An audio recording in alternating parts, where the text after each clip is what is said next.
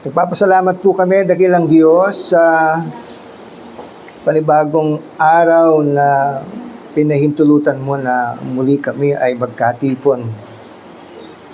Patuloy po kami, O Diyos, na lumalapit sa iyo at nagpapasiyasat, Panginoon, ng aming pong mga puso.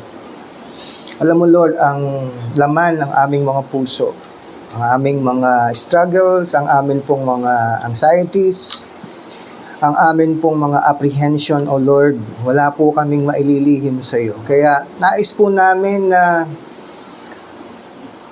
sambahin ka ng meron pong kagalakan, ng meron pong kalayaan, ng meron pong pagtitiwala, na sa lahat, Panginoon, ng amin pong mga pinagdaraanan, nanduroon ka para samahan kami, sapagkat iyon ang pangako mo, Panginoon, sa bawat isa ng iyong mga anak, na hindi mo kami iiwan, hindi mo kami pababayaan.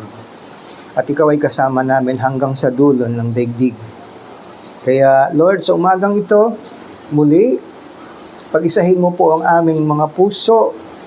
Nawa, Panginoon, ang aming pong espiritu ay makatagpo ang banal na espiritu. Ikaw, O Diyos, ang mangusap sa amin. Paunawa mo po, Panginoon, O Diyos, ang nais mo na maganap sa aming buhay, sa amin pong paglakad sa mundong ibabaw. Nais po namin, Panginoon, na ang paglakad na ito ay tunay nga nahahantong sa iyong kinaroroonan, O Diyos. Kaya minsan pa, tuloy po namin inaanyayahan ang iyong banal na espiritu.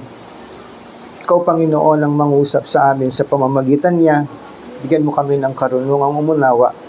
At higit sa lahat, Panginoon, pagkalooban mo kami, O Diyos, ng kalakasan na isagawa, sundin ang iyong kalooban. Hindi man namin ganap na maunawa at ano man ang amin pong pagdaanan, mananatili kami, O Diyos, na nagtitiwala na ikaw, Panginoon, ang siyang patuloy na gagabay sa amin upang maganap ang iyong kalooban sa buhay ng iyong mga anak. Sa iyo po namin, O Diyos, ipinagkakatiwala ang gawain ito. Katagumpayan, Panginoon, ay ipagkaloob mo po sa gawain ito. At nais po namin, O Diyos, na ikaw ang mabigyan ng kaluguran. Bakuran mo ng iyong dugo ang sambahang ito, O Diyos, at huwag mong pahintulutan ng kaaway na magambala ang bawat isa sa amin pong matamang pakikinig ng iyong mga salita. Salamat po, Panginoon, pinupuri ka namin. Ito po aming samotiling sa pangalan mo lamang, Jesus. Amen.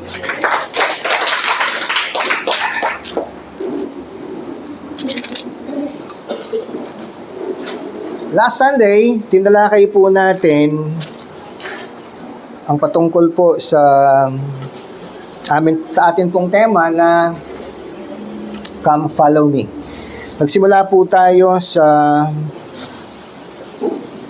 pagtalakay o bilang introduction sa mga talata na kung saan ito po ang nagbibigay sa atin ng pamantayan kung paano po tayo magsisimula sa pagsalubong o sa paghakbang sa taong ito ng 2026.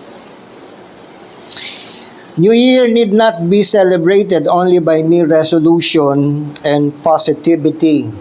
Ang bagong taon ay hindi lamang po ipinagdiriwang sa atin pong nakasanayan, nakagawian na paggawa ng New Year's resolution o yung mga bagay na gusto mong mabago sa iyo, partikular sa bawat isa po sa atin.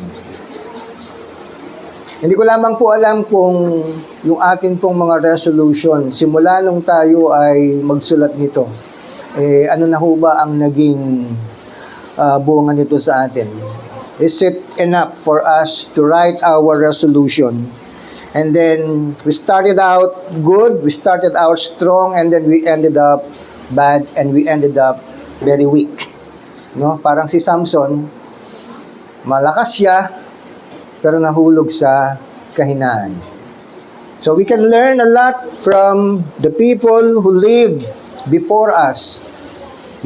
Thousands of years, 2,000 taon ang nakalipas.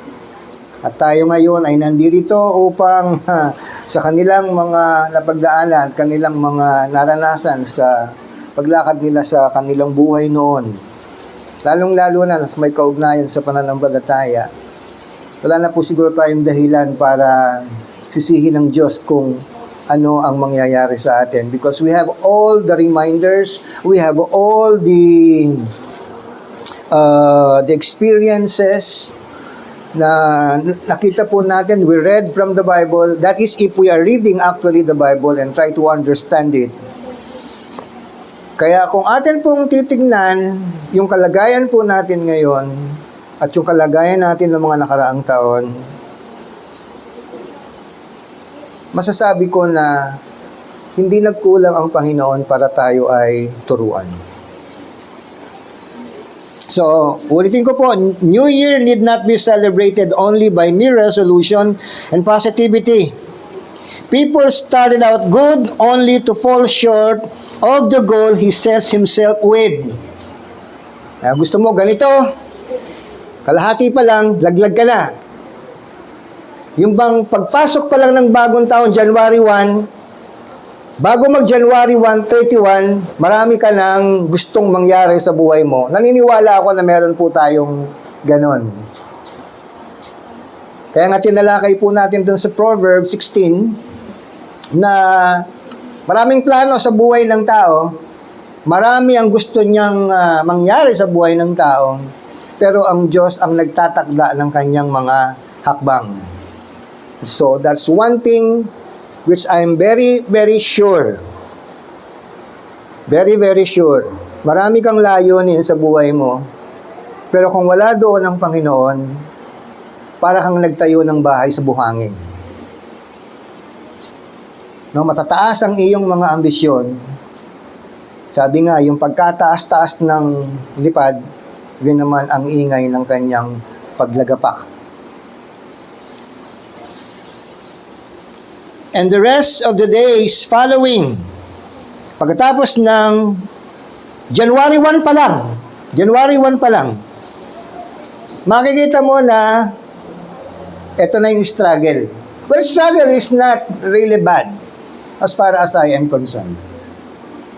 At sa tingin ko, struggle is an indicator, a very good indicator na merong puwersa sa iyong kalooban na nakikipagtunggali doon sa una at ngayon sa hinaharap. Kaya kung babalikan po natin ito, sabi ng ating mga tinalakay, it is a complete failure. Ano? With the rest of the days following, nothing has been put right, at ang tawag doon ay failure. Sabi nga po, ulitin ko yung Proverbs 16:9. In his heart, a man plan his course, but the Lord determines his steps. Sa puso ng tao, marami siyang nais na maabot. Pinaplano niya yung kanyang 365 days. Pero mayroon pong babala ang Biblia. But the Lord, sabi niya, ngunit ang Diyos ang nagdidetermina ng kanyang mga hakbang. Ewan ko lang kung alam natin yun.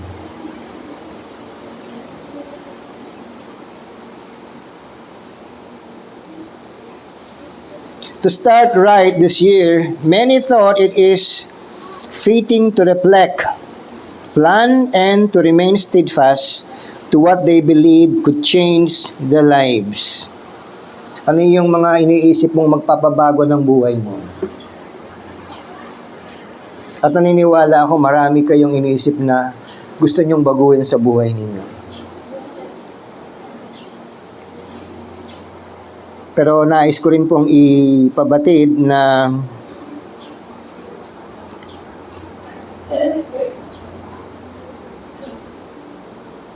it may appear true, yet without God, it is just a wishful thinking. Tama lang na mag-isip ka at gusto mong baguhin ng iyong sarili, pero kung wala doon ang pagkilos ng Diyos, nangangarap ka lang, kapatid. Ano po ang isang ninanais nyo ngayong 2026? Particular, kung talagang pinlano nyo na, Bago matapos ang January, meron po kayong plano check eh. Kasi kung January, wala kayo na buong plano, wala na yun. Kasi bago pa lang maghiwalay ang taon, meron ka na dapat na nabuo sa iyong sarili. Doon nakikita kung gaano kalalim ang relasyon mo sa Panginoon. All things rises and fall with your relationship with God. Hindi mo susundin ang Panginoon kung mababaw ang iyong relasyon sa Panginoon. Ano sabi po ng Proverbs? Ulitin ko lamang po ito. This is just a rehas. Sabi doon, trust in the Lord with all your heart. Magtiwala ka sa Diyos ng buong puso mo. Pag sinabing buong puso, buong pagkatao yun. Spirit, body, and soul. Especially yung isip mo. Kasi yung isip mo, sometimes indicator ng gagawin ng puso mo. Gusto ng isip mo, sakupin ng puso mo. Hindi po pwede yun, mga kapatid.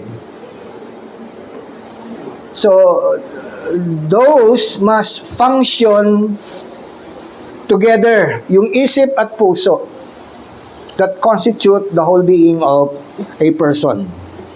Trust in the Lord with all your heart and lean not. Wag na wag kang sasandal sa kakarumpot mong karunungan.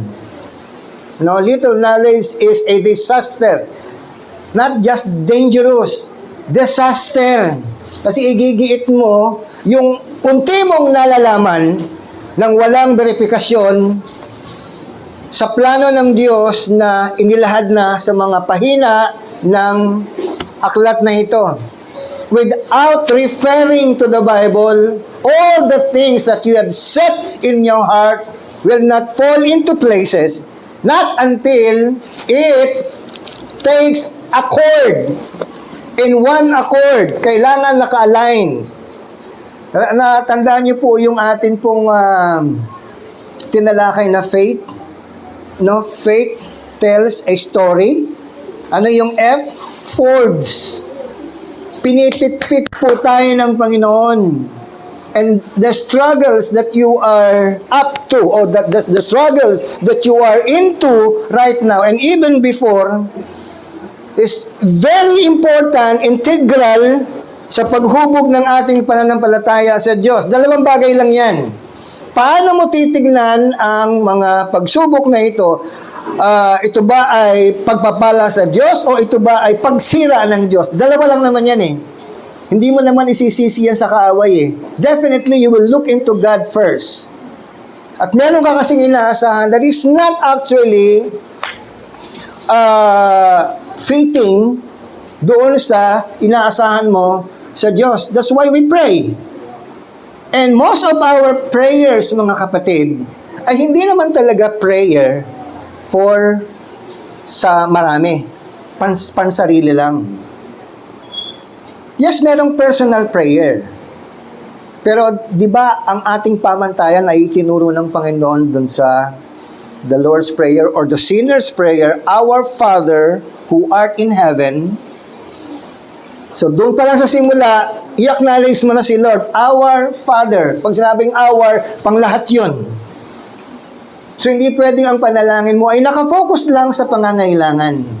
Because prayer is not about circumstances. Prayer is not about what you need.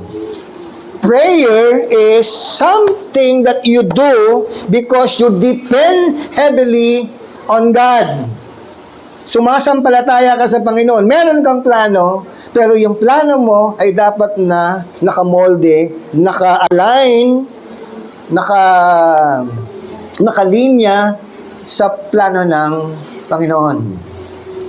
Kaya mga kapatid, itong bagong taon na ito, balikan nyo yung unang araw pa lang.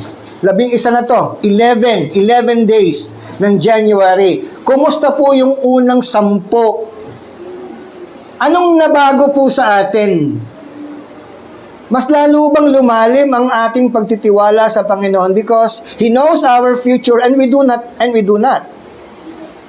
The thing that we do not know the future, that is actually the reason why we need God who knows our future.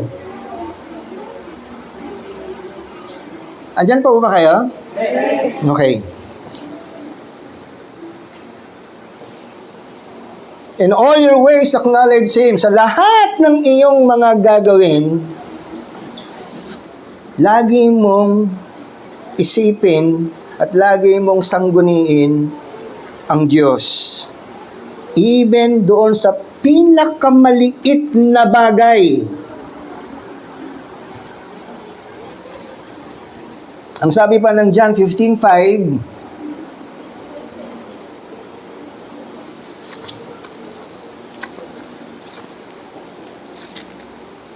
hello? John and Marcia. I am the vine, you are the branches. If a man remains in me, and I in him, he will bear much fruit.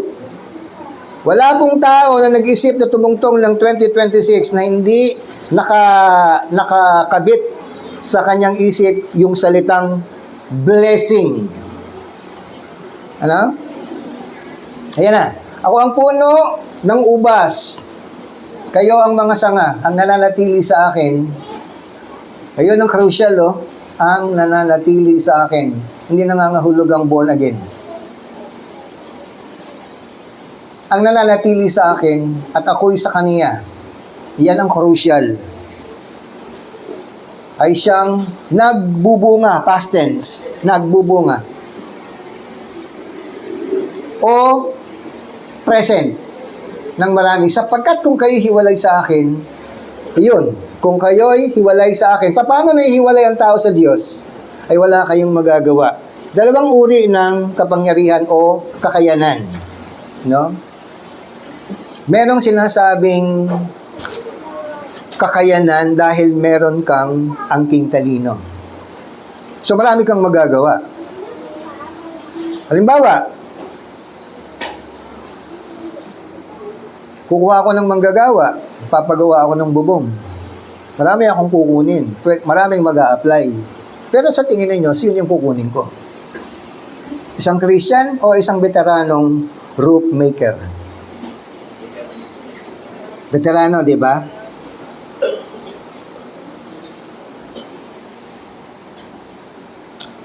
Ito po'y paalala lang, no? Sapagkat maraming beses nyo nang nabasa yan. Pero hindi dahil nababasa nyo, ay okay na. The sin of familiarity is always the sin we commit day after day. We always commit the sin of familiarity. Ako, nabasa ko na yan eh. Narinig ko na yan eh. Anong ginawa mo? May nangyari ba? Not unless may nabago sa iyo. Testimonies and prayers and fellowship will have nothing to prove. By their fruits, you shall know them. So, ulitin ko po yan. Ako ang puno ng ubas. Yung Tagalog na po yan, mga kapatid. Kayo ang mga sanga. Ang nananatili sa akin. Ayan, ang tatanungin mo ngayon sa iyong sarili. Nananatili ba ako kay Lord? Ano ba ang mga elemento pag sinabing nananatili sa Panginoon? At ako'y sa kaniya, ay siyang nagbubunga ng marami.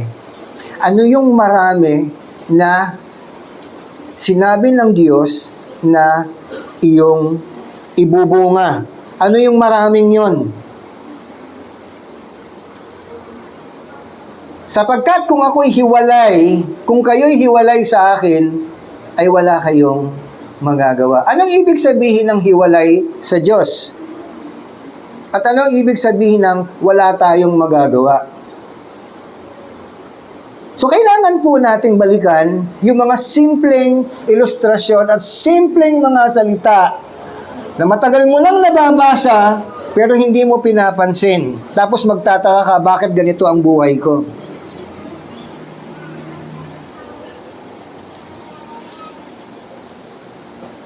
Starting the year needs a redirection and intentional search for meaning. Ikaw ang magdidesisyon noon. Gusto mo ba talagang makita ang tunay na kahulugan ng buhay? Huwag mong hanapin kay pastor.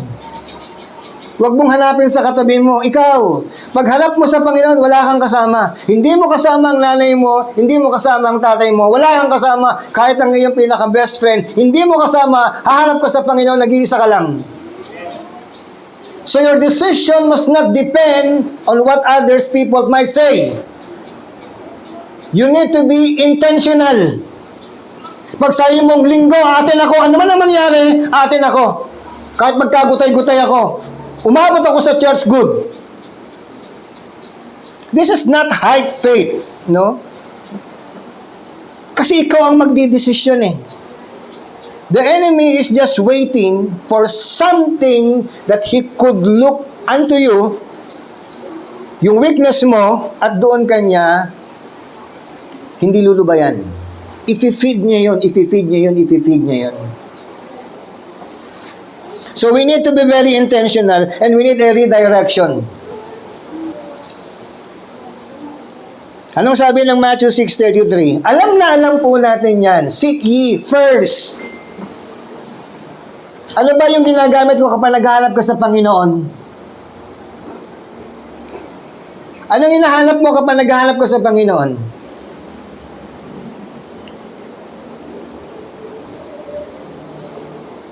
And all these things shall be added unto you. Hindi mo na hihingiin. Kaso yung panalangin natin, laging hingi, laging hingi, laging hingi. Hindi po ganun ang Diyos. Prayer is not about asking. We need to be wise, no? Sabi doon, seek ye first the kingdom and His righteousness, and all these things shall be added. Added! Idadagdag lang sa'yo. Ngayon, ito ang tanong. Idadagdag sa'yo, meron ba kulang sa'yo? Bakit ka dadagdagan kung punong-puno ka?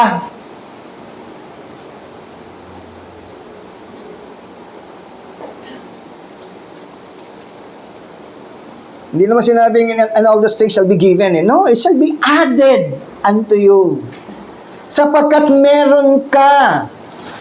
At dahil yung meron ka, ginagamit mo, at least mababawasan ka. Dadagdagan ka. Higit pa doon sa nabawas sa'yo.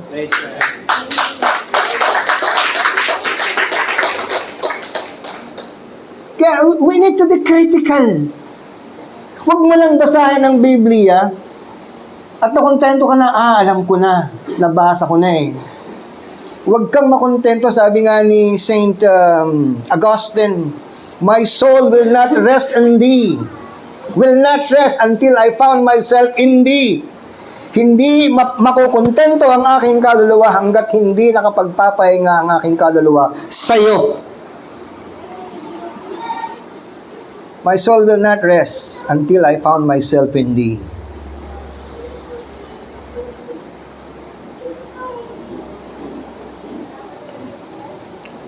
At yun nga, yung pinagtuunan natin, Psalm 139, 23, 24. Pakibalik.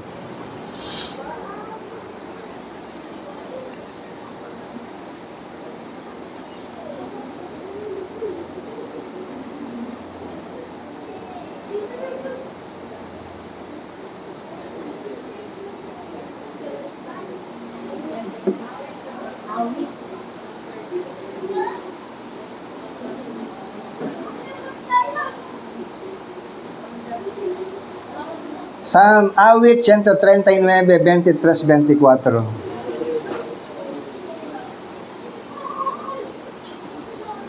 Ayan, yan yung sinabi ni Gang kanina eh. You want to start the year right? It should start from within you. Kaya nga ang panalangin ni David, siyasatin mo ako. Kayo sa nagpapasiyasat? Of course, kay Lord. Hindi sa konsensya niya. Kay Lord. Hindi sa kapatid, hindi sa kaibigan. Kung ano sasabihin ng kaibigan, nagpapa-assess ka sa tao, no. Siyasatin mo ako, O Diyos, at alamin mo ang aking puso. Bakit? Maraming laman ang puso ni David eh.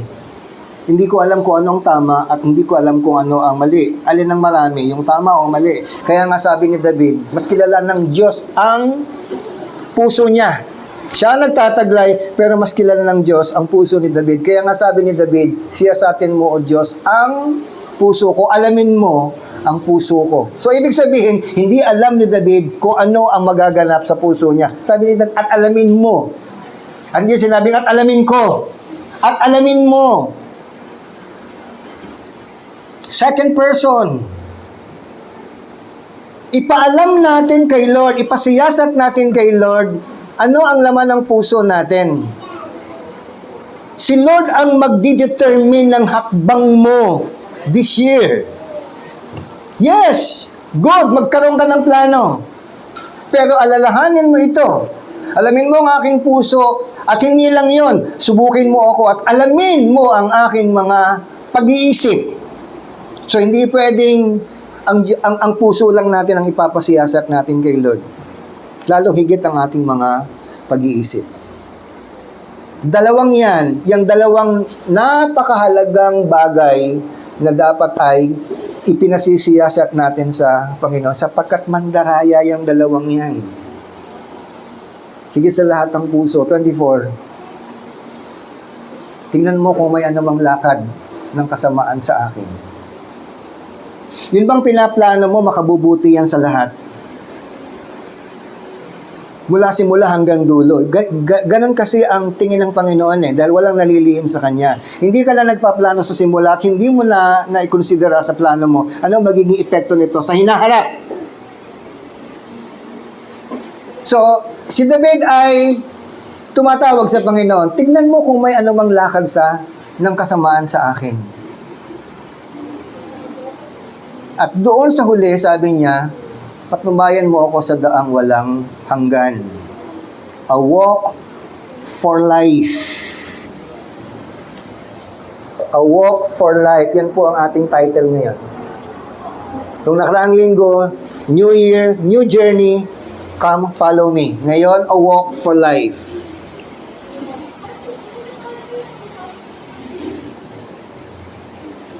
Admittedly, we cannot do anything with 100% guaranteed result if we completely depend on our ability and wit alone. Kung tayo ay aasa lang sa angking talino natin at sa ating mga kakayanan o abilidad. Huwag kang umasa na 100% ang yield niyan. Sasablayan, kapatid. There has to be someone who knew us better than ourselves. Meron talagang higit na nakakakilala sa ating sarili, maliban sa ating sarili. Dahil, aminin natin, hindi natin kilala ang ating sarili. Kaya yung bukang bibig nun, hindi, kilala ko ang sarili ko. Yes, kilala mo ang sarili mo nung araw na yon. Pero susunod na araw, hindi mo nakilala ang sarili mo. Bakit? Anong batayan, pastor? Sino po dito humarap sa salamin? Sige, taas po yung kamay. Okay na to. Tatanggapin ko na yan. Ayaw nyo itaas ang kamay ninyo. Sige, okay na. So, humaharap tayong lahat sa salamin. Amen. Anong itsura mo kapag nakaharap ka sa salamin? Ha? Sino ang sinungaling? Yung salamin o ikaw? Salamin.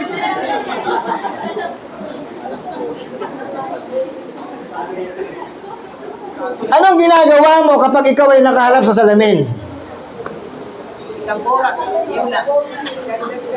Anong ginagawa mo kapag nakaharap ka sa salamin? What do you do? Tinitingnan mo alin? Tinitingnan mo yung mukha ko may dumi. Katatapos mo lang maligo.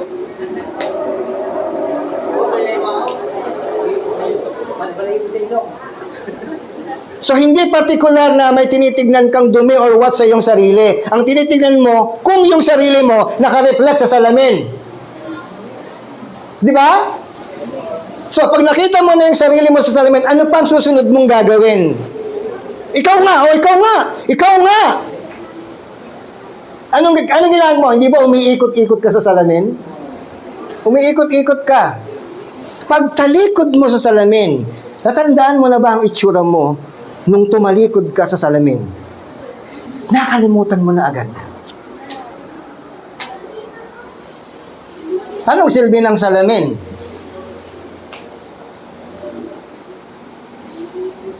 Kaya kung gusto po natin na masalamin ang ating sarili, na mananatili ang ating pagtingin sa salamin, dito ka tumingin. Huwag sa salamin. Yes. Yes.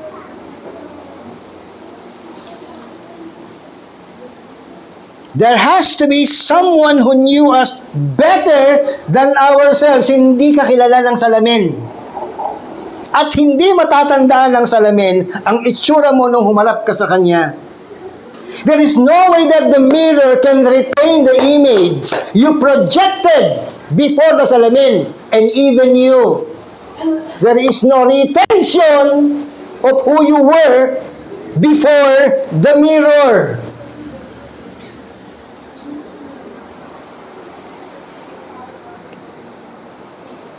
Wala kang matatandaan pag tumalikod ka sa salamin. Kaya ang gagawin mo, doon sa kaibigan mo, meron ba akong lipstick? Mapula pa ba yung lipstick ko? Ayos ba yung damit mo? Kakaharap mo lang sa salamin kanina eh.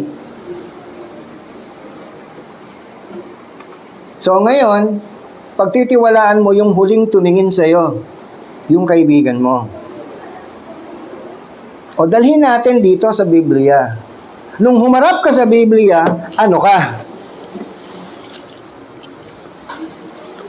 Anong itsura mo nung humarap ka sa Biblia? Kasi haharap ka eh.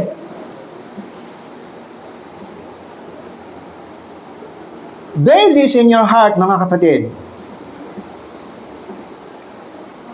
Kung hindi ka nagbasa ng Biblia, kayo ka humarap? Saan ka humarap? Kayo ka nagpapasiyasat. Kaya ako nagbabasa ng Biblia, nagpapasiyasat ako sa Panginoon. Why? Hebrews 4:12.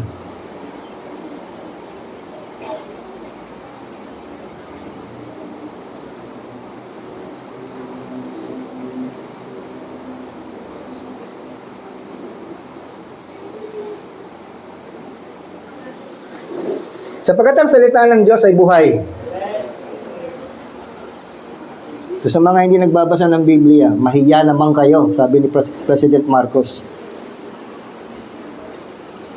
Do not tell me that you're a born-again Christian and yet you are not reading the Word of God. Ashamed. Be ashamed. Wala tayong common ground na pareho tayong Kristiyano kung hindi ito. Yan ang common ground natin. Sapagkat ang salita ng Diyos ay buhay. Ano ibig sabihin ng buhay? Makapangyarihan. At mabisa. Ano ba yung mabisa sa English?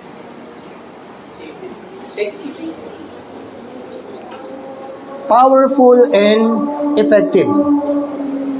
Hindi affective. Effective. Pero kung hindi mo naiintindihan ang salita ng Diyos, yung salitang yan, defective. Ba't ka pa nagbasa kung hindi mo naiintindihan? You just wasted your precious times. Mabisa at matalas. Kaya nga nasasaktan tayo kapag nagbabasa tayo ng salita ng Diyos. And we avoid the pain of reading the word of truth. Why? Ipinasasalamin sa'yo ng salita, eto ka!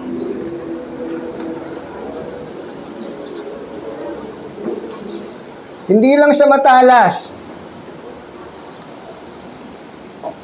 Ang sabi doon, may dalawang talim.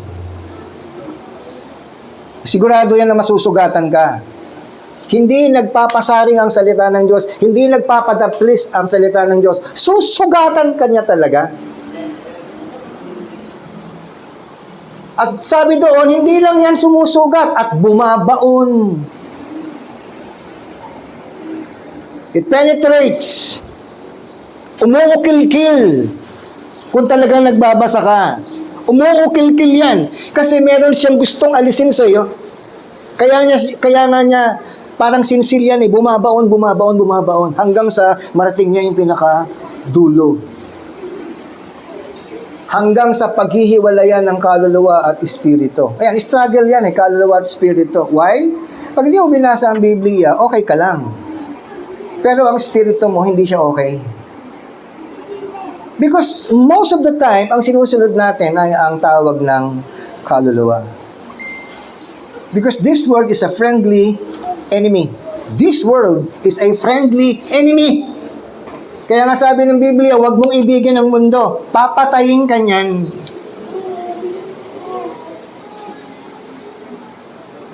Kaluluwa at spirito at ng mga kasukasuan at ng utak. The Word of God should saturate the minds. Kailangan lukuban ang utak. At madaling kumilala ng mga pag-iisip at ng mga haka ng puso. See? Hindi talaga naghihiwalay ang utak at puso.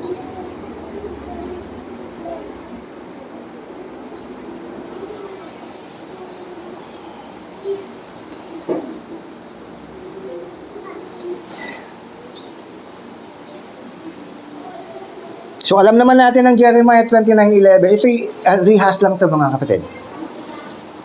So God definitely knows what our future is. Ngayon, kukonsumohin ba ang lahat ng panahon mo para planuhin ang iyong kinabukasan?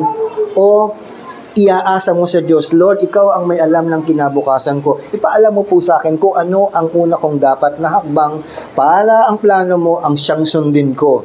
Dahil sabi ng Biblia, I know the plans I have for you. At yung hinahanap mong prosperity, unang-unang binanggit yan ng Panginoon. Plans to prosper you. Not to harm you, the plans to give you hope and a future. The Lord is the one who will give you your best future. Kaya nga itong walk for life, mga kapatid, na atin pong title ngayon ay napaka lalim ang kahulugan sa atin. Sabi ni Lao Tzu ba, Sun Tzu, a single step begins with a long journey begins with a single step. Yung mahabang lakbay, nagsisimula yan sa unang hakbang. At yung unang hakbang na yon is a step of faith. Kasi natatalakayin natin eh. Gusto ko lang munang balikan yung atin pong tinalakay. And we must come to follow Him. God is still in the business of inviting everyone to come to Him. Matthew 11:28-30. Gusto kong bigyan ng diin yun, mga kapatid. Because that is my life verse. God spoke to me through those verses. Magsiparito sa akin kayong lahat na napapagal at nabibigat ang lubha at kayo'y aking papagpapahingahin. Yung imbitasyon na yan, mga kapatid, kung titignan po ninyo, kina-qualify ni Lord ang tinatawag niya. There is a pre-qualification. Ano yung pre-qualification? Kayong lahat na nangapapagal at nangabibigat ang lubha. Nga, tanungin ko kayo, mga kapatid, kayo ba yung dalawang yan? Hello? Kayo ba yan?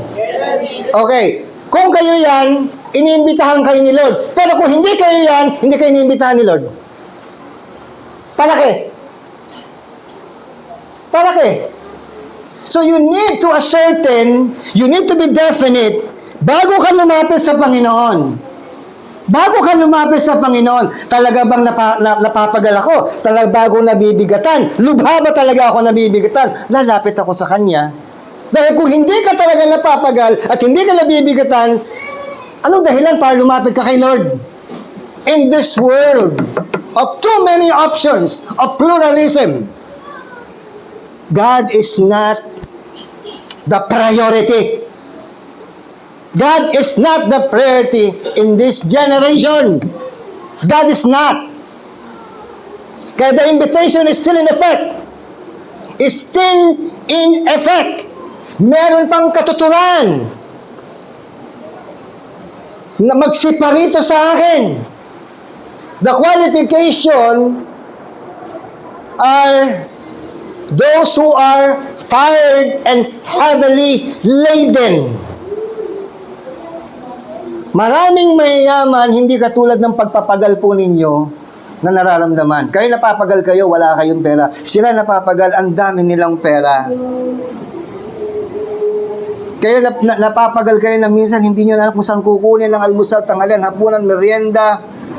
Sila, wala silang problema sa pagkain. Ang problema lang nila, sana man ako kakain ngayon. Sawa na ako dito eh. See?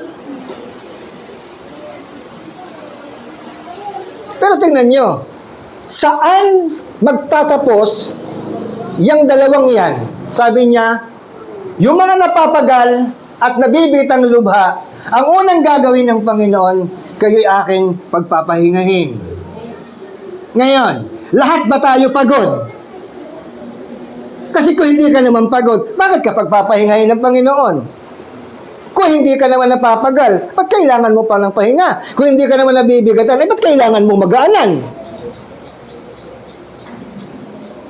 Next.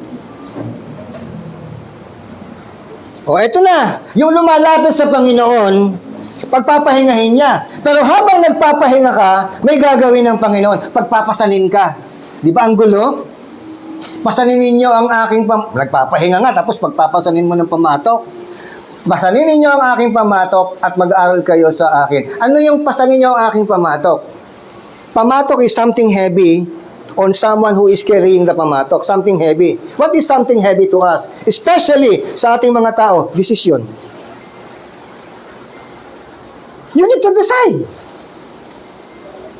Gusto mo bang mabuhay ngayong araw na ito na masaya? Abi, gawin mo. Wala namang pipigil sa'yo eh. It's your choice. Pasanin ninyo, yan ang mga requirements. Yung kanina ay pre-qualification. Hindi pwedeng pumunta lahat sa presidente. Sino lang pwedeng pumunta sa presidente?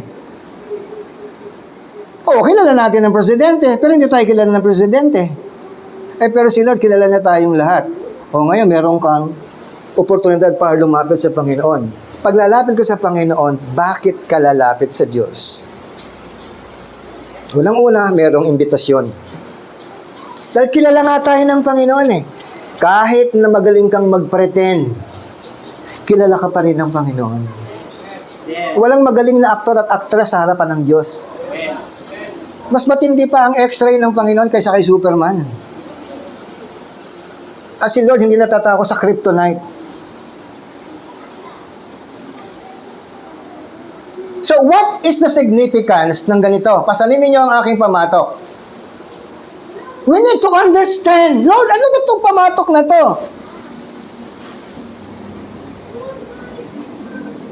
Kung lalapit ka sa Panginoon, meron siyang mga terms. God's terms. Lumapit ka sa Kanya eh. God's term. Ano ang term ng Panginoon? Magpasan ka ng aking pamatok. Ano yung pamatok na yon? At mag-aaral kayo sa akin. So you want to approach God? Remember this. Kasi commitment ang hinahanap dyan eh. Commitment to what? Commitment to know God better. O to know God best. So, minsan yung nagpag-aaral natin, napipika na tayo eh. Hindi tayo matutututo eh. Gusto mo nang bumigay eh. Pero binigyan ka ng pahimakas sapagkat ako'y maamo. Ano ibig sabihin? Kahit na magkamali ka, tutulungan ka pa rin ng Panginoon. Magkamali ka ulit, tutulungan ka pa rin ng Panginoon. Bakit? Maamo siya eh. Hindi siya mapipika sa iyo. Kahit na ilang ulit kang bumagsak sa kasalanan, ibabangon ka ng Panginoon. And every time that you rises from your fault, then God is what? Doing you the most favor na hinihingi mo. Alin? Ang makilala siya. Sa tuwing babagsak ka, yan ang pagkakataon para kilalanin mo ng higit ang Diyos. Sa tuwing babagsak ka. At dahil may pamatok, kasi ang pamatok, hindi yun nakaganon. Diretso yung pamatok na yun. Dalawang baka yan eh. Pantay yan eh. Pamatok. So kapag bumagsak ito, kailangan malakas ito. Bibit-bitin niya ito. At babagsak tayo, pero dahil nakapamatok tayo sa Panginoon, hindi niya tayo pababayaang bumagsak, mga kapatid.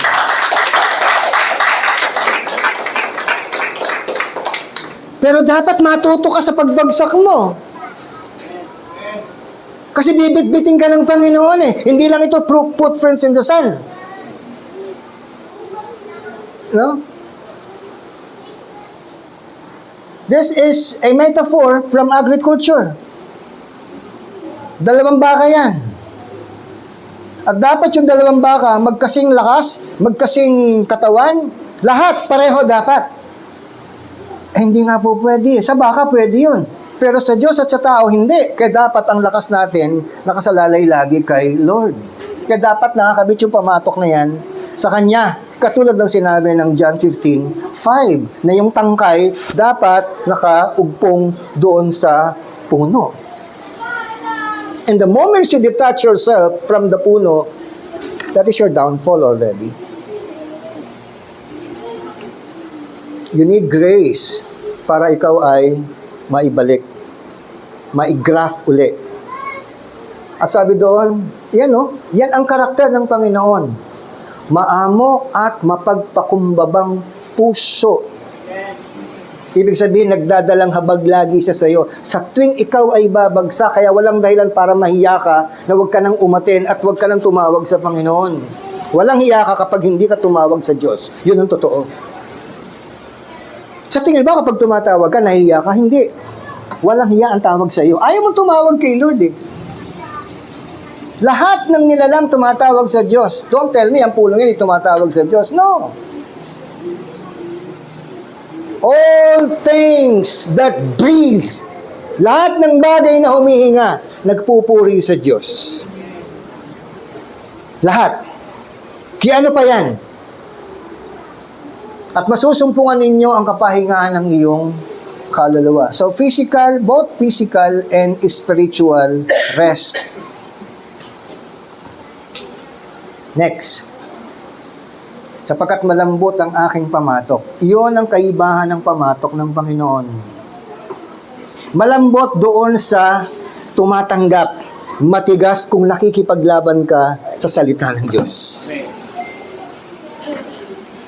At magaan ang aking pasan. Yun ang kaibahan ng nakikipag-isa sa Diyos. Lahat ng kabigatan nagiging magaang. Lahat ng hindi nagdadala ng pamatok ng Panginoon, gaano man kagaan, nagiging mabigat.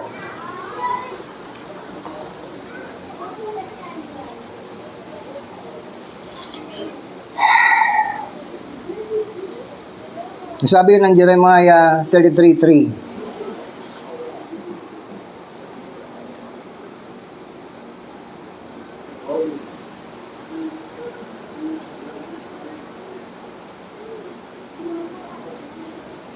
tumawag ka sa akin at ako'y sasagot sa iyo. Walang tumawag sa Panginoon na hindi sumagot ng Diyos. Kaso lang baka ang lagi mong hinihintay sa sagot ng Diyos ay yes. Hindi Hindi. Baka sinagot ka ng Panginoon, sinabi niya hindi. At ayaw mo nun. Di ba?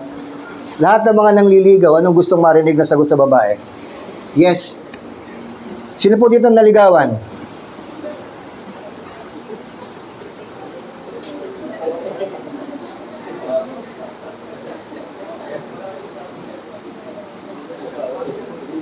Gusto mo bang manligaw na alam mong babasa din ka? Hindi, di ba?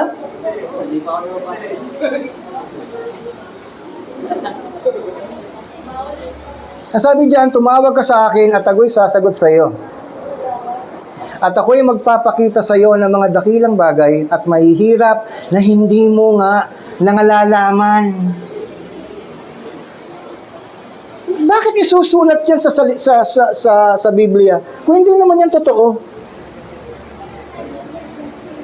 Bakit isusulat yan, mga kapatid? Kung hindi yan naging totoo at totoo. Bakit isinulat yan ni Jeremias?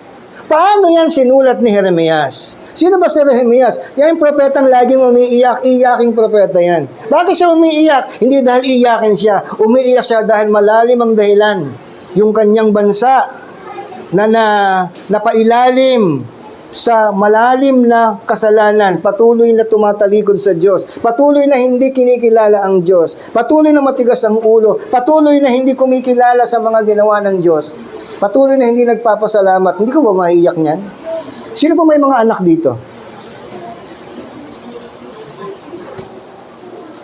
Ilang beses na kayo napasalamatan ng inyong mga anak? Nakita niyo ba sa YouTube? Di ba nanonood kayo ng YouTube? Mayroong mag-asawa nasa computer, tapos lumapit yung mga anak. Pa, Christmas ngayon o New Year ngayon, ano bang gift ko? Ano bang gift namin? Napanood niyo, di ba? O hindi ko na ulitin. Anong sabi? Ha?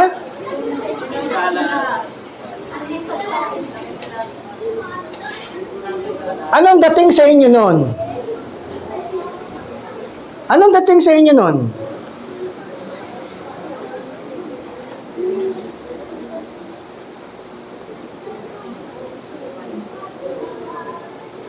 Kasi kung babalikan ko yung kauna-unahang bahay na tinirahan ko, mga kapatid, sobra-sobrang pagpapasalamat ko, 4 na palabag ang bahay ko. Samantalang ako'y maliit, nasa silong ako. Hindi ba sapat-sapat na pagpapasalamat yun? Dati nasa silong ako, nangungupahan ako. Pag bumabaha, kailangan naming humanap ng lugar. Pero ngayon, binigyan ako ng Diyos. 4 na palabag! Tapos hindi ko, Lord, salamat po sa 4 na palapag na bahay. Napunta kami ng Bulacan. Wala na kami sa silong. Nakaangat na kami sa lupa. Kugo naman ang bubong namin. Kinakalay pa nga ng mga tik-tik eh. Nakapag sumilbato na, kailangan namin magtago dahil magpapasabog na ng mga bato. Kaya yung mga bubong doon na yero, butas-butas. Eh sa amin, buti na lang, sabi ko, nainggit ako, buti sila yero. Sa amin, kugon. Maalala ko, pag nagpapasabog ng bato, yung bato, pag tumabag sa kugon, tumatalbog. Hindi ba ako magpapasalamat nun? Di ba?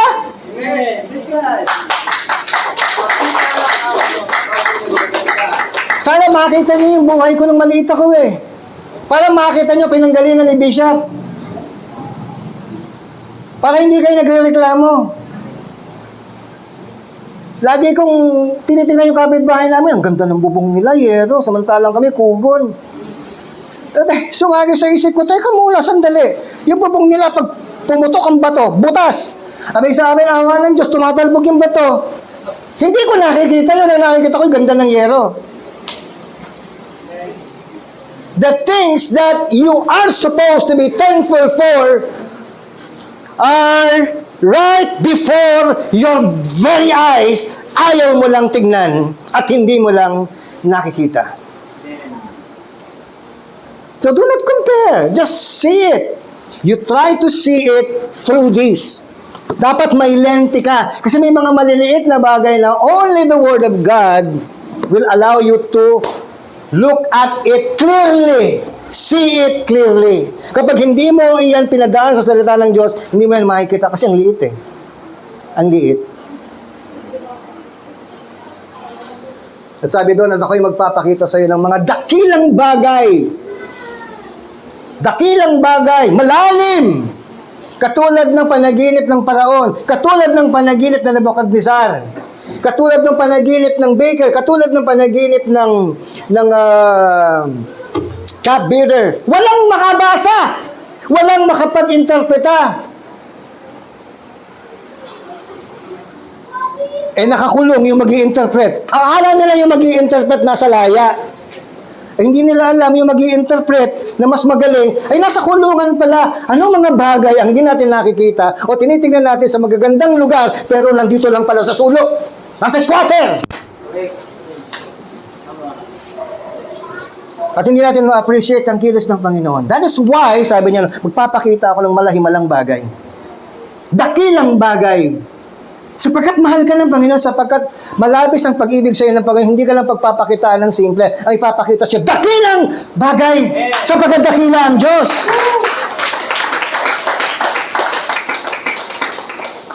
Sabi na, may hirap na hindi mo nga nalalaman. Bakit ipapakita ng Diyos yan kung hindi mo nga nalalaman, kung hindi ka niya tutugunin, kung hindi ka niya tutulungan? Logic!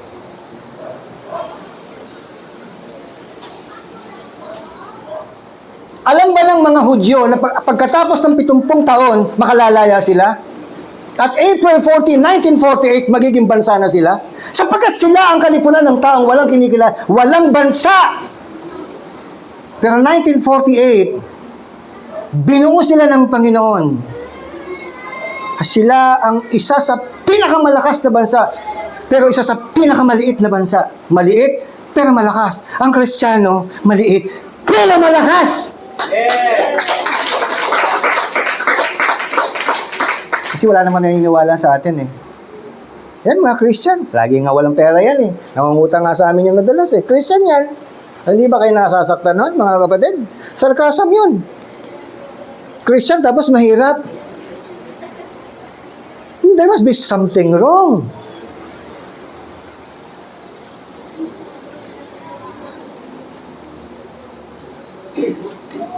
This year, sabi doon, we are told to seek after Him. Isaiah 55, 6-8.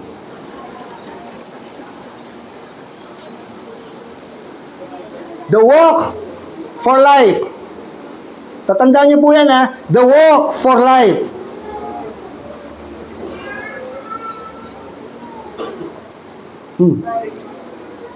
Isaiah 55, 6-8.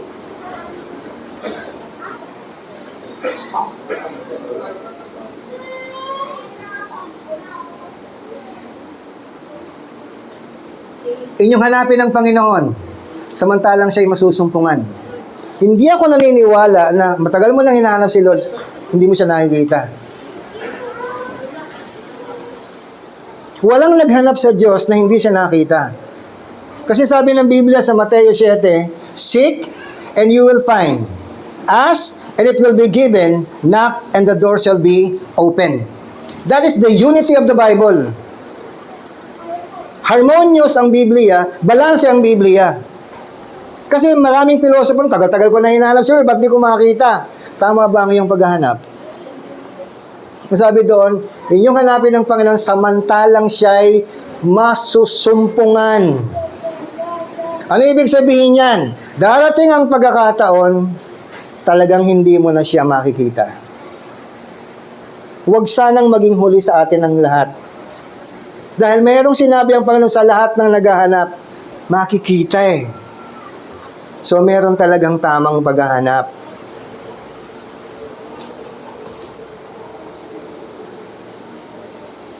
Magsitawag kayo sa Kanya samantalang siya ay malapit. Darating ang panahon, palayo na si Lord.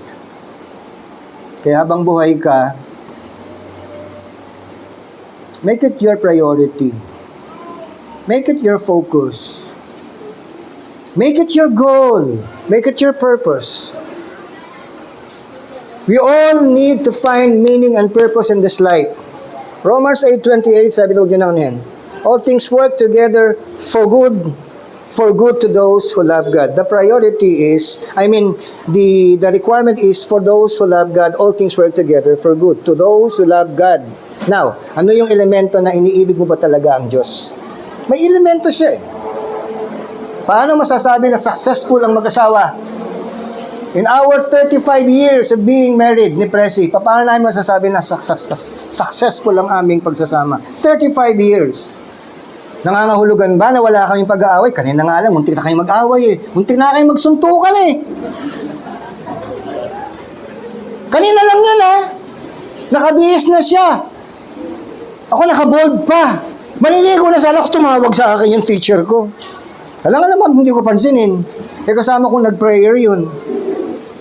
Nagre-request siya na, Raden, papakiusap ko sana sa yung apo ko, ipanalangin mo naman. Yes, ma'am. Hindi, nagkwentuhan na kami. Sabi niya, salamat at natututo rin ako sa iyo. Salamat din sapagkat kinikilala niya na yung estudyante niya, na paborito niyang estudyante, ay hanggang ngayon, estudyante pa rin niya. Ay hindi siya nahiya na aminin na natututo siya sa akin. Biluin mo, teacher ko, natututo siya sa akin. Iglesia ni Cristo siya.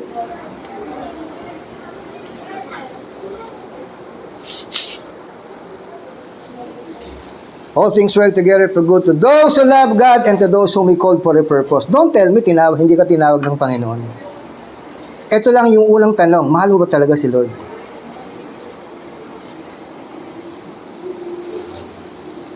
Iniibig ba talaga si Lord?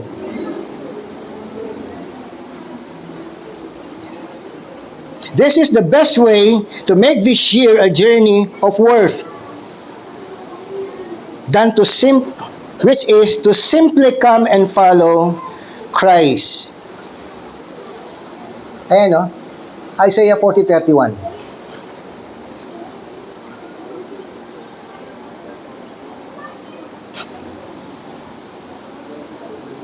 Ngunit silang nangaghihintay sa Panginoon ay mga magbabagong lakas. Sino yung mga naghihintay? 26, itong taon na to, we're still waiting. Anong hinihintayin natin? The blessing o si Lord? So which is the greatest blessing? Yung blessing o si Lord? Excited ka ba dumating ang Panginoon o excited kang dumating ang blessing? Tell me, honestly. Gusto mo ng bago? Gusto mo ng maraming pera? Gusto mo ng magandang trabaho? Gusto mo ng malusog na pangatawan? Yes, blessing. Pero saan ba galing ang blessing? Kay Lord. O sinong hinihintay mo? Yung blessing o yung nagbibigay ng blessing? Bakit parang hindi naman nakikita? Na si Lord talaga ang hinihintay mo. Ang hinihintay mo, promotion eh. Ang hinihintay mo, yung magandang chances eh. Well, I'm not saying those are bad. Of course, it is. Maganda yun sa'yo dahil kailangan mo yun eh. But the greatest need that you need to understand, the greatest need that you need to understand is the need of God. Yun ang totoong kailangan mo. Mga babagong lakas, sino yan? Yung mga magbabagong lakas, yung mga nangihina na. Pero dahil sila'y nananalig sa Diyos, gagantimpalaan ng Panginoon ng kanilang paghihintay. Endurance. Sila yung pagpapailan lang na may mga pakpak na parang mga agila. Nasabi ko na sa inyo, di ba? Those are the mature Christians, soaring high. Yung mga struggling Christian, yung mga gumaganon lang, oh. Yung pagaspas lang ng pagaspas. Pagod na. Kaya kapag pagod na, Pastor, hindi mo na ako atin, pagod na ako eh. Kasi ganun eh. Napapagod ka nga niyan.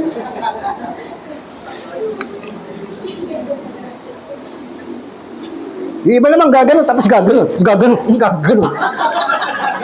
Talon ulit. Ano ka ba, ipon o tipakilong? Both, Pastor. Pagka okay atin, pagka hindi, pahinga mo na ako, Pastor. Nung okay siya, oy, salamat nandito ka. Pastor, okay ako eh. Tapos may gagawin, Pastor, pahinga uli ako.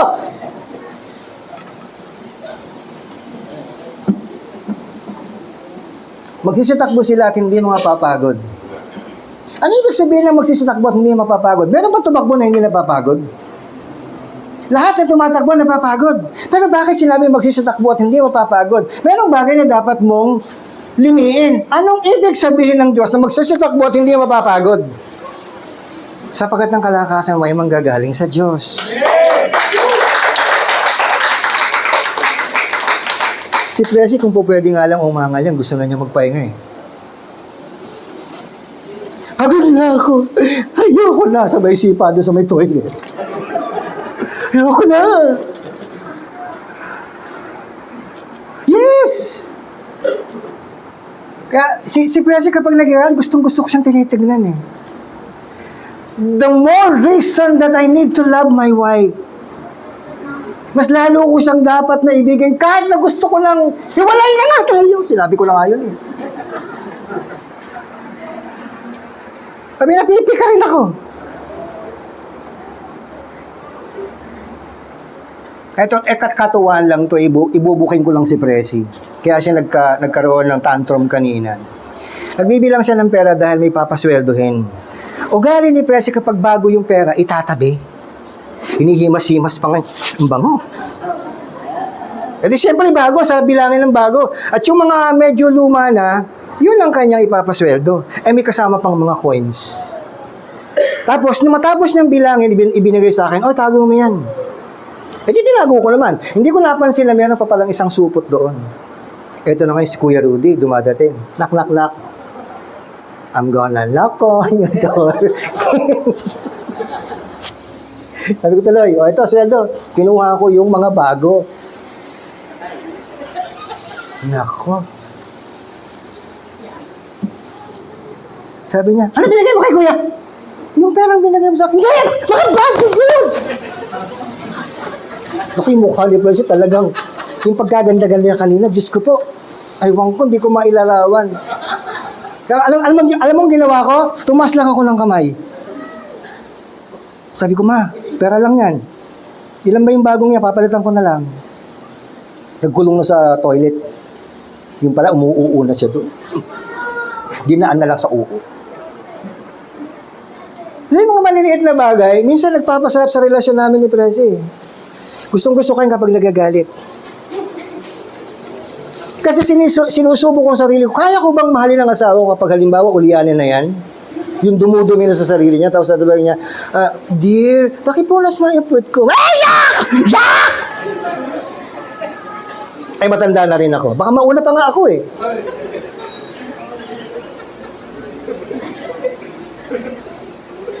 Kayo, habang maliliit ang mga anak niyo, tuwan-tuwa pa kayo kapag may dumi, di ba? Ang bango, di ba? Hintayin nyo lumaki. Sige. Hintayin ninyo. Yung medyo madilaw-dilaw, itim lang yan paglabas. At sabihin mo, anak, mahal na mahal kita. At tatawa si Dulce. O, sino nag-aalaga kay Dulce? Si Jelay. Asan si Jelay? O, aalagaan na rin si Jelay. Darating ang pagkakataon, mga kapatid. Susubukin ang inyong pananampalataya. Susubukin ang pag-iibig niyo una sa Diyos. Nung maliit kayo, pinagtsatsagaan kayo ng inyong mga magulang. Kahit ilang ulit na beses kayo magtanong, sasagutin pa rin kayo. Pero kapag magulang na nagtatanong, ano ba? Katatanong mo lang sa akin kanina, napapagod na ako. Good for you, may mga magulang pa kayo. Ako wala na. Kaya yung dapat kong gawin na alam ko na ngayon, hindi ko na magawa. It brings me sadness sapagat hindi ko na magawa. Kasi patay na sila eh.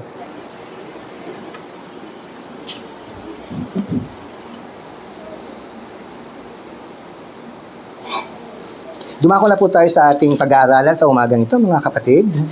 Dumako po tayo sa aklat po ng Genesis chapter 12. Tatapos na po tayo dito. Ayan, tama-tama. Kaya ko pinahuli na eh.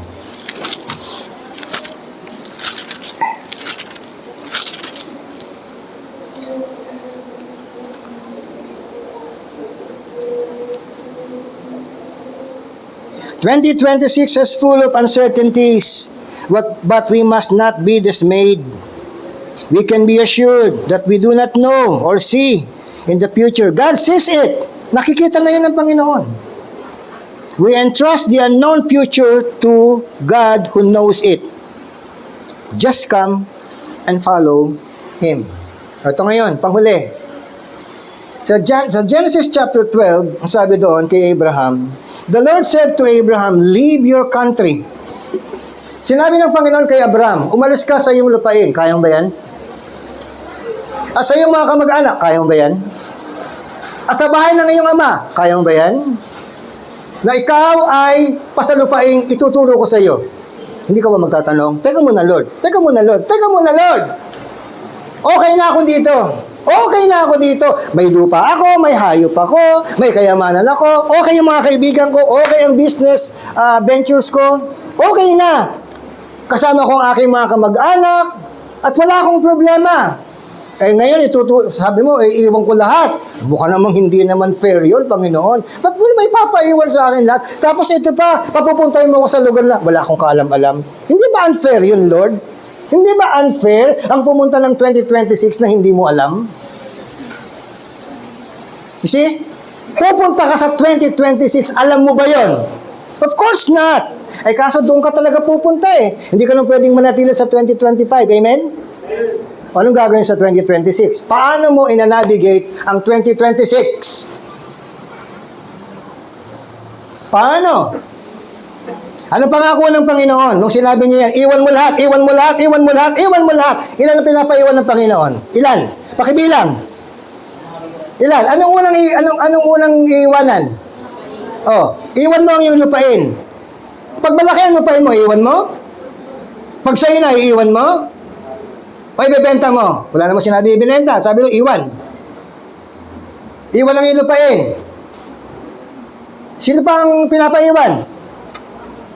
Kamag-anak. Madali ba yun? Mas mahirap na nga iwan yung lupain eh. Mas mahirap iwan ng mga kamag-anak. Ito pa. Sa bahay ng iyong ama. Kamag-anak. Pati magulang. Bakit tatawagin si Abraham na umalis ka dyan? Umalis ka dyan. Sa ayaw at sa hindi, sa ayaw at gusto mo mga kapatid, iiwan at iiwan mo ang 2025. Iiwan mo siya. At ikaw ay pasalupaing ituturo ko sa iyo. Verse 2. Anong kapalit ng pag-iwan? At gagawin kitang isang malaking bansa. Oh, iniwan lang niya lupa. Iniwan lang niya kapitbahay. Iniwan lang niya kaibigan. Ano siya ngayon? Bansa. Mas malaki. Kaya bang iwan ang dati mong buhay? Mag-decide ka. Ayan. At sabi doon, at ikaw ay aking pagpapalain yung gusto sa mga prosperity. O yan, prosperity. Hindi naman inaalis ng Biblia ang turo sa prosperity. Ayan, no? At padadakilain ko ang iyong pangalan. Marami siyang iniwan, mas malaki ang kapalit. Doon ka lang kilala, pero buong bansa ang kikilala sa iyo. At ikaw ay magiging isang kapalaran.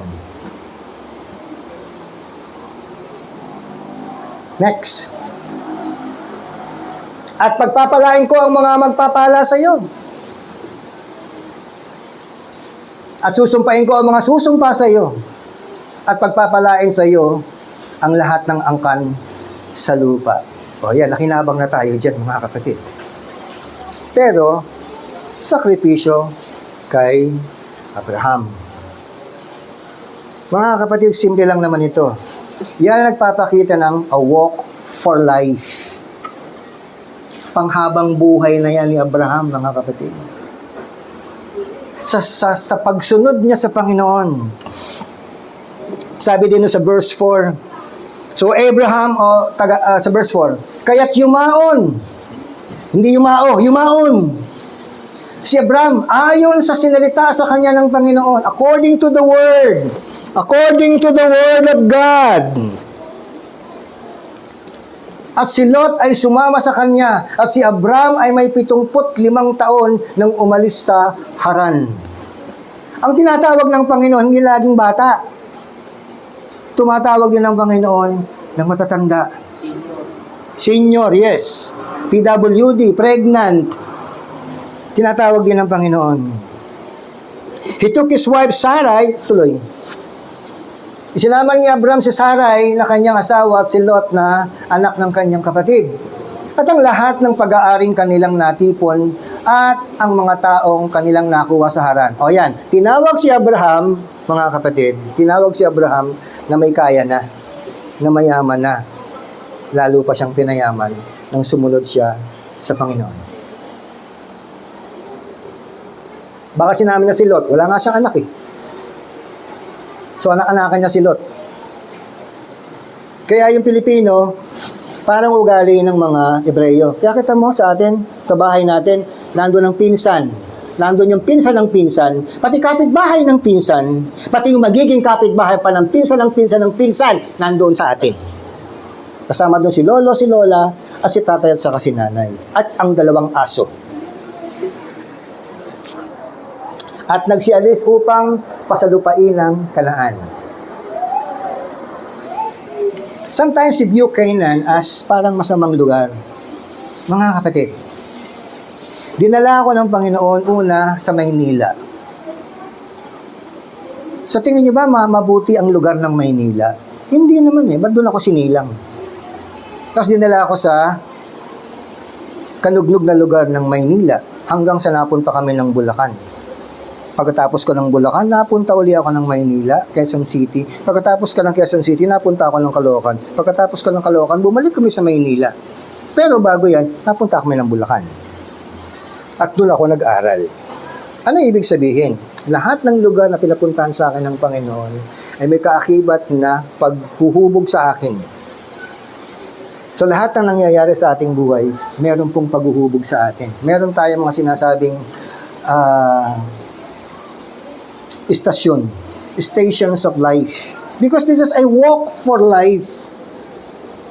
Meron tayong timeline, meron tayong stations of life, meron tayong mga roadblocks of life. Meron yan eh. Because this is a walk for life. Habang ikaw ay naglalakad, habang ikaw ay nabubuhay, maglalakad ka. Anong sabihin? Dapat mong ipamuhay yung purpose ng Panginoon sa iyo. At tutuloy ko na lang ito mga kapatid. Sabi niya, Abraham traveled through the land as far as the site of the great tree at nalakbay sa lupain si Abraham hanggang sa dako ng Sikem, hanggang sa punong Encina. Yung Sikem na yan ay ang lugar na kung saan gumawa ng altar si Abraham. Bakit? Anong kaugnayan nun? Doon na nagsimulang kilalanin ni Abraham ang Diyos na tumawag sa kanya. Kaya meron ng altar. Hanggang sa punong Encina ng More, at nooy nasa lupain yaon ang mga Kananeo. Masasamang tao yan. Next. At napakita ang Panginoon kay Abraham at nagsabi, sa iyong lahi ay bibigay ko ang lupaing ito, Israel, or Philistine, o Palestine. Yan ay pangako ng Diyos. No, pangako yan ng Diyos sa simula pa lang. Kanaan ang tawag. Kanaan. At napakita ang Panginoon kay Abraham at nagsabi, sa iyong lahi ay ibibigay ko. Bigay. Bigay. Yan ay lagpas sa legal na pamamaraan. Walang kasulatang naganap dyan eh. Yan ay salita ng Diyos. Ang sabi doon, at napakita ang Panginoon kay Abraham at nagsabi sa iyong lahi, ngayon yung mga Hudyo, ibibigay ko ang lupain ito. At siya'y nagtayo roon ng isang dambana sa Panginoon na napakita sa kanya. Kaya yung lugar nila, yan ay sinalita ng Diyos. Wala yan sa kasulatang legal. Yan sila inaaway ng mga tao ngayon. Bakit may digmaan? Kasi yan, pangako ng Diyos, binitawan ng Diyos kay Abraham. Ano bang malay nila noon? Wala naman sila nag-uusap si Abraham at ang Panginoon. Kung hindi nila alam ang kasaysayan. Ngayon, ang inaano nila yung maging treaty ng makabagong Israel. Treaty na, treaty. Hindi na yung ayon sa sinabi ng Panginoon, sa iyong mga lahi, sa iyong mga lahi, 12 yan eh. Ibibigay ko ang lupain ito. Malaki yan hanggang sa lumiit ng lumiit kasi inagaw sa kanila ng mga kaaway at pinahintulutan ng Diyos. Kasi matigas ang ulo nila eh. Kaya yung nangyayari ngayon sa labanan sa Sagasa, mga kapatid, yan ay bunga na ng labas sa sinabi o pinag-usapan ni Abraham at ng Panginoon. Wala sila noon. Wala. Kaya hindi nila alam ang pinag-usapan. Verbal. Pagdating sa korte, talo ka na. Verbal yan eh. Kaso pinanghawakan ni Abraham yan eh. Sabi pa nga niya kay Abraham eh, maglakad ka hanggang saan ang maabot mo, iyo. At sa magiging lahi mo. Kaya nga, yung Kanaan, sabi niya, lahat ng tao dyan, patayin. Papatayin, pero hindi siya ang papatay ha. Si Joshua.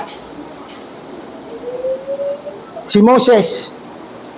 At yung mga sumusunod pa. Kaso hindi naman nila ginawa eh. Ano nangyari ngayon? Sabi ng Panginoon, magiging tinik niyo ang mga taong ito sa inyo habang kayo'y nabubuhay, digmaan ngayon. Next. At mula roon ay lumipas sa bundok na nasa ilalim ng Betel. Ang Betel ay Luz, kung tawagin. At doon kaya tinayo ang kanyang tolda na nasa kalunuran ng Betel at nasa silangan ng Hai o ng Ai. Diyan natalo si Joshua. At siya'y nagtayo roon ng dambana sa Panginoon at sinambitla ang pangalan ng Diyos. Tumawag na si Abraham. Si Yahweh na ang kanyang sinasamba. Pero dati hindi. See? Kaya yung transition ng buhay ni Abraham mula sa marangya hanggang sa pagiging pinakamayaman. Hindi siya nagsimulang mahirap. Nagsimula siyang may kaya na. Ganon kabuti ang Diyos. Ganon mapanghahawakan ang salita ng Diyos. Kaya gusto mong lakbayin ang 2026, be reminded, bumalik ka sa kasaysayan kung paanong pinangunahan ng Diyos ang mga taong totoong sumampalataya sa Kanya at sumunod, mga kapatid. Amen? Palakpakan natin ang Panginoon.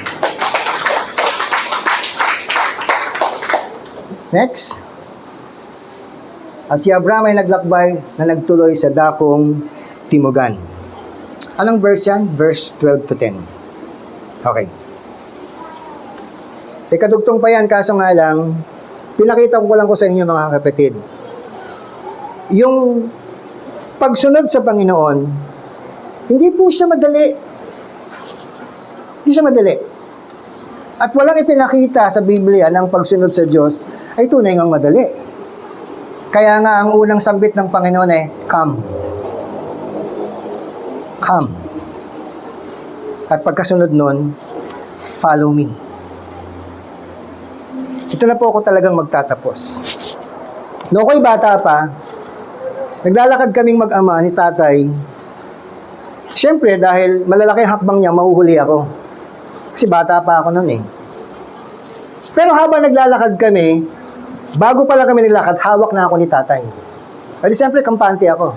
Hawak ako ni tatay eh.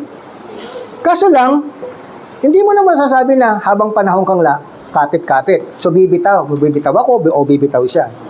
So, naglalakad kami, habang tumatagal, nauuna na si tatay.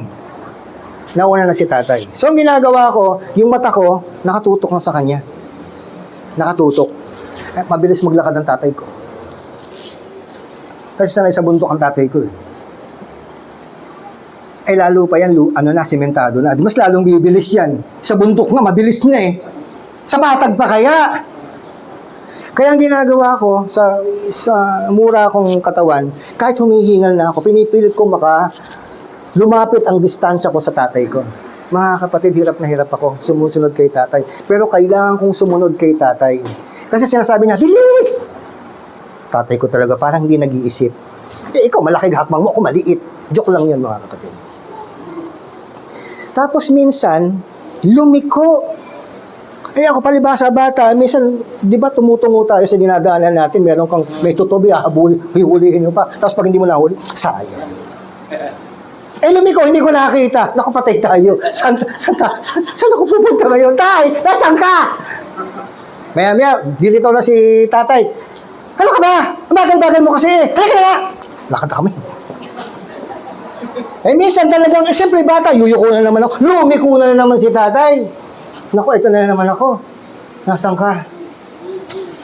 Mapapakita na naman si tatay. Halika na, bless me. Tumigil na si tatay. Hinawakan ni kayo mo. Kinaladkad na ako. Look at yourself. See yourself in that situation. Nakatuto ka ba kay Lord? At kahit nakatuto kay Lord, minsan, yuyuko ka eh. Ay liliko si Lord. Mawawala ka. Pero dahil nga, mahal tayo ng Panginoon, sabi niya, come, follow me. Amen? Palapang natin. Tayo pa natin tumayo. Sakto, alas 12. Tayo po yung magpasalamat.